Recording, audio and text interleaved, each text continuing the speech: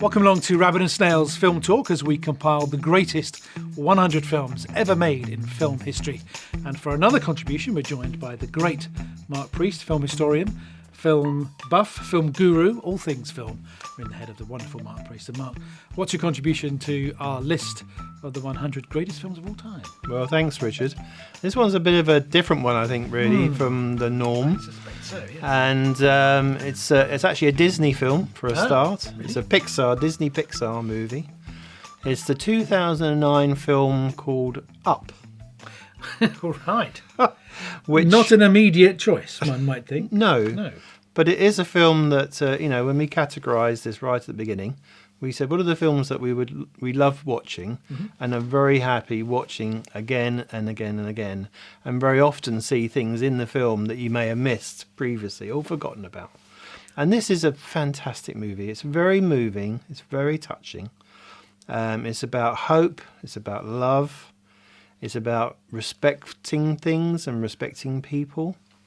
And also it does cover obviously some other things as well, some more negative things like what you do when you miss things, when people have left you. So when somebody's died, sometimes you don't realise what you've missed until you don't have it anymore. Yes, indeed. Absolutely. And so it has this theme throughout the film, which is very charming. And I love it. I absolutely love this music. Love this movie, and the music is terrific in it as well. So, what's the nub of the story of Up? I mean, Pixar. Really, you can't go wrong with a Pixar studio production, owned by Disney now, of course, but it was an independent animation studio for a long time, absolutely, and a great pedigree of film in its history. But Up. What's the story? Okay. So the nub of the story is that you've got these two characters called Carl and Ellie. They meet when they're very young. They have a love of adventure together. And there's a particular character in the film called Charles Muntz, who's an adventurer, an explorer. He's a real sort of like Errol Flynn type of character. Good like us, yeah. Yes, absolutely. And they love that sense of adventure. But in realities in lives, you're not going to get these opportunities like some of these adventurers. And life has, a lot of different things will come along. And so they get married. They buy a house together. They want to have children, but unfortunately that doesn't happen. And that's explored in the movie, and it's to their sadness. And it gets to the point where eventually Ellie passes away. And it's very sad, and it's a very touching part in the movie. And Carl, which is the voice of Ed Asner, the character's based on Spencer Tracy actually as well. So you can see that. You can see that in the Yeah, he's a sort of grumpy old bear. And so he's obviously desperately sad. And then along this character comes along called Russell, and he's like a Boy Scout. And he comes along because he's trying to collect his badges for various things, and he wants to sort of help the aged. So he turns up at Carl's house, who's a grumpy old man, not interested in really even talking to him. But Russell keeps pursuing him and trying to sort of, do jobs for him around the house, and he really is not interested. Moving through the film, Carl, again, the grumpy old man, he ends up in this house, and there's all these skyscrapers being built up around him. And there's building on the outside, and he ends up having a fight with one of the the workmen outside. God. And eventually he decides he wants to literally leave. And he finds a book that Ellie, his wife, left for him, saying, never stop looking for the adventure. So basically he gets all these helium balloons, he attaches them to the house, and they actually take off. Wow. And again, it's in a movie like this, a Pixar movie, this is where it works. Yeah, it's absolutely beautiful. So the house lifts off, it's floating out, and it eventually it turns up in Argentina.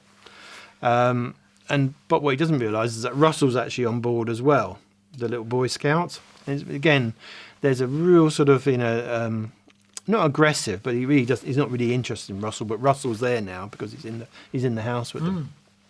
So eventually they arrive in Argentina, and by chance there's this Charles Muntz character is actually where they land, of course, and he spent all his life looking for this exotic bird that everybody didn't believe existed, but of course, Carl and Russell arrive, and they find this exotic bird straight away. And there's some great scenes where the bird is enticed by Russell by chocolates, and basically becomes a friend of the two of them. But then Charles Muntz gets involved, and he actually wants to steal the exotic bird from them, because this will prove to everybody that he was right all along from originally when he was, he set out to show that he was the best explorer in the world, and he could prove this exotic bird existed. Yeah. So this ends up with this fight between them, the fight between the family. In amongst all this, there's a dog then turns up, a dog called Doug. Oh, Doug the dog. Yeah. There's a really funny character, really funny.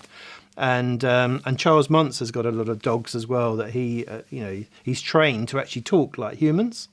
Oh. Yes, they've actually got this box around their neck, so you actually can hear the interaction from these dogs as well.